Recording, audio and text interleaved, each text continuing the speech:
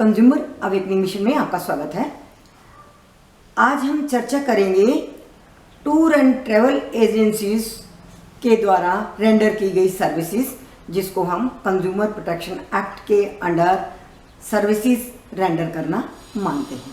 Friends, अमूमन हम विदेश में जाने के लिए वीज़ा लगवाने के लिए और बाकी सारा पैकेज तैयार करने के लिए टूर एंड ट्रैवल एजेंसीज की सहायता लेते हैं। आज हम उन एजेंसीज के द्वारा दी गई सर्विसेज में कहाँ कहाँ डेफिशिएंसी होती है, इसकी चर्चा करेंगे। हमारे पास आज 3 केस हैं जिनमें फैक्ट्स अलग अलग हैं।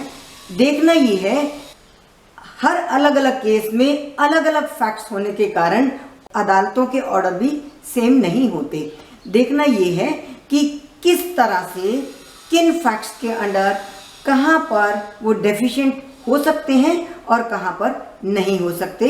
तो आज हम 3 केसेस की चर्चा करेंगे जिनमें अलग अलग फैक्ट्स हैं, अलग अलग एलिगेशंस हैं, अलग अलग पार्टीज हैं और उनके निर्णय भी अलग अलग हैं।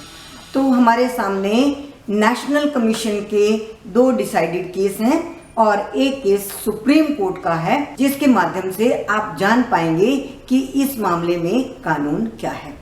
तो हमारे पास जो केस है वो है Ganga immigration and education services private limited. ये केस नेशनल कमीशन ने डिसाइड किया। इसी तरह से foreign academic consultant and training, ये केस भी नेशनल कमीशन ने डिसाइड किया। और कॉक्स एंड किंग्स लिमिटेड, ये केस भी नेशनल कमीशन से होता हुआ सुप्रीम कोर्ट में पहुंचा और सुप्रीम कोर्ट ने डिसाइड किया। पहला केस है हमारा Ganga immigration and education services private limited. इसमें क्या हुआ, कंप्लेनेंट्स ने इस एजेंसी की सर्विसेज हायर की, पैसे दिए, वर्क वीजा के लिए अप्लाई किया गया। इस केस को डिसाइड किया नेशनल कमीशन ने 1/4/2014 में और फाइंडिंग थी नेशनल कमीशन की कि the agency was indulging into unfair trade practices. इस एजेंसी पर अनफेयर ट्रेड प्रैक्टिसेस का एलिगेशन सिद्ध हुआ। तो हम पहले इसके फैक्ट्स पे जाएंगे। कंप्लेनेंट्स ने एडवर्टीजमेंट देखी इस एजेंसी की। अलर्ट विद दिस एडवर्टीजमेंट उन्होंने एजेंसी को कांटेक्ट किया वर्क वीज़ा लेने के लिए। एजेंसी ने वर्क वीज़ा देने के लिए प्रॉमिस किया, प्रोसेसिंग फ़ी ली और कंफर्म किया कि उनका वर्क वीज़ा उन्हें मिल जाएगा। और सब्सिक्वेंटली उन्होंने उनकी फ़्लाइट भी बुक कर दी 26/12/2012 के लिए। बाद में क्या हुआ, इस एजेंसी ने कंप्लेनेंट को कांटेक्ट किया और ये कहा कि अभी आपका वर्क वीज़ा नहीं लगा है, अभी हम आपको टूरिस्ट वीज़ा पर भेज रहे हैं, आपको वहां जाकर वर्क वीज़ा 15 दिन के अंदर अंदर मिल जाएगा। और डिमांड की कि आप 90,000 और दे दीजिए। कंप्लेनेंट ने 90,000 और दिया और मलेशिया के लिए उनकी जो फ्लाइट बुक थी वो मलेशिया रवाना हो गए। वहाँ जाकर उन्होंने पाया कि ना तो 15 और 30 दिन के अंदर अंदर उनको वर्क वीज़ा मिला, ना उनका कोई और किसी तरह की व्यवस्था थी, ना कोई उनको हेल्प करने वाला था। वहाँ पर वे बड़ी ही दुर्गति में रहे, लेबर का काम किया और किसी तरह से पैसा जोड़ तोड़ कर इमरजेंसी सर्टिफिकेट उन्होंने एम्बेसी से ऑब्टेन किया और तब जाकर वो इंडिया वापस आए। अब कंप्लेनेंट ने कंज्यूमर कोर्ट में ये दावा किया कि उनका पैसा भी रिफंड किया जाए, उनको जो मेंटल हैरेसमेंट हुई, जितना टॉर्चर हुआ, उसके लिए भी उनको कंपनसेट किया जाए और साथ में लिटिगेशन चार्जेस दिए गए। नेशनल कमीशन ने इस केस में कंप्लेनेंट्स के फेवर में ऑर्डर किया। ऑर्डर में पहली बात तो नेशनल कमीशन ने डिस्ट्रिक्ट कंज्यूमर फोरम और state consumer dispute redressal commission के ऑर्डर को कंफर्म किया, जिन्होंने कंप्लेनेंट के पक्ष में ऑर्डर किया था। और जस का तस उन ऑर्डर्स को तो कंफर्म किया, साथ में अपना भी एक ऑर्डर जोड़ा। वो ऑर्डर क्या थे, 1,40,000 जो कंप्लेनेंट्स ने एज फी पे किया था टोटल, उसका रिइंबर्समेंट किया जाए। 40,000 मलेशिया में रहकर जो उन्होंने खर्च किया और तकलीफ झेली, उसके लिए दिया जाए।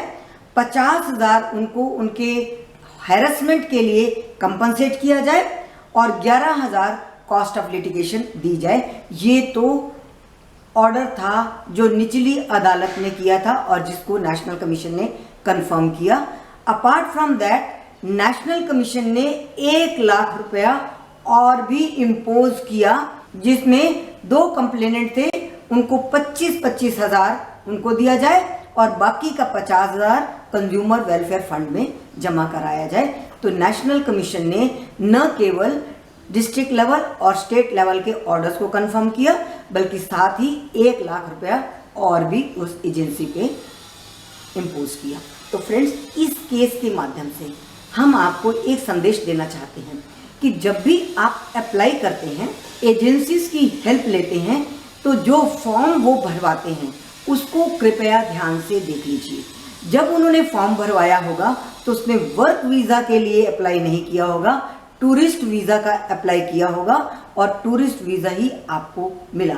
यदि आप वर्क वीज़ा के लिए अप्लाई करते तो वो रिजेक्ट होता, कन्वर्ट होकर आपको टूरिस्ट वीज़ा नहीं मिलता, तो रिजेक्शन की बात होती तो बात वहीं समाप्त हो जाती। यहाँ पर लापरवाही कुछ उपभोक्ताओं की भी है।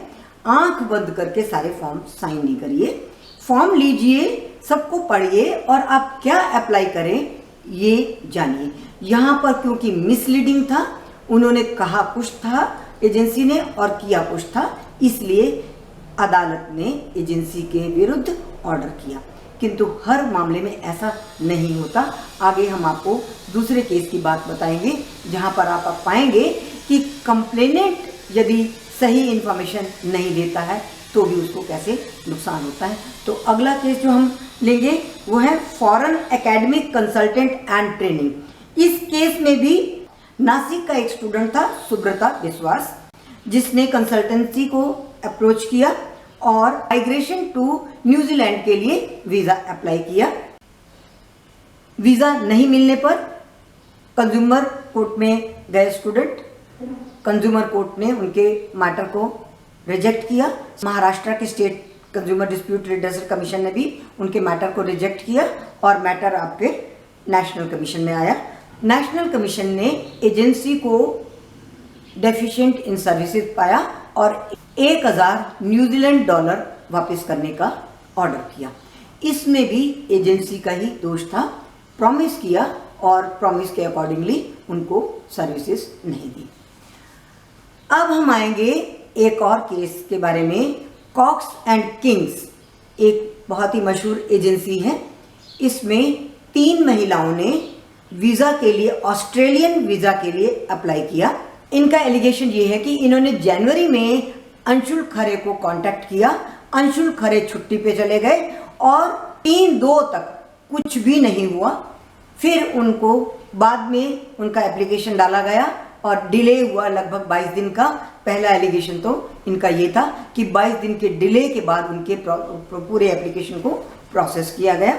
और दूसरा एलिगेशन था कि इन 3 महिलाओं में से पहली महिला गीता अग्रवाल का वीज़ा नहीं लगवा के दिया एजेंसी ने। जब एजेंसी को कांटेक्ट किया गया तो एजेंसी ने जवाब दिया कि पहली बात तो गीता अग्रवाल ने फैक्ट्स ही छुपाए थे, उन्होंने ये बताया नहीं था। एक जो फॉर्म होता है, फॉर्म में सारी इन्फॉर्मेशन ली जाती है, उस इन्फॉर्मेशन में आपको ये भी बताना होता है कि क्या आपने पर्टिकुलर कंट्री के लिए पहले कभी वीज़ा अप्लाई किया और उसका स्टेटस क्या था। गीता अग्रवाल ने पहले भी अप्लाई किया था और उनका वीज़ा रिजेक्ट हो गया था। ये बात मिसेस गीता ने छुपाई, बताई नहीं। और जब ऑस्ट्रेलियन एम्बेसी ने चेक किया तो वहाँ पाया कि ये इन्फॉर्मेशन गलत थी। मिसेस गीता अग्रवाल को एजेंसी एम्बेसी से लेटर भी मिला।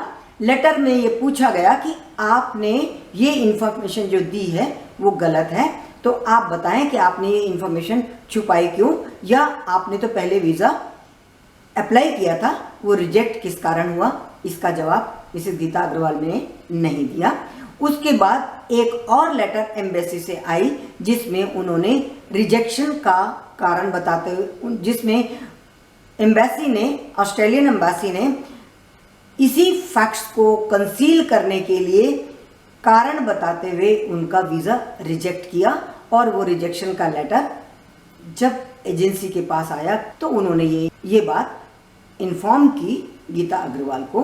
अब गीता अग्रवाल का कहना था कि मैंने तो अपने पूरी पेमेंट की है और मेरी टिकट भी बुक थी, तो ये सारी चीज़ों के लिए कंपनसेशन के लिए अप्लाई किया था गीता अग्रवाल ने। इस मैटर को सुप्रीम कोर्ट ने डिटेल में देखा।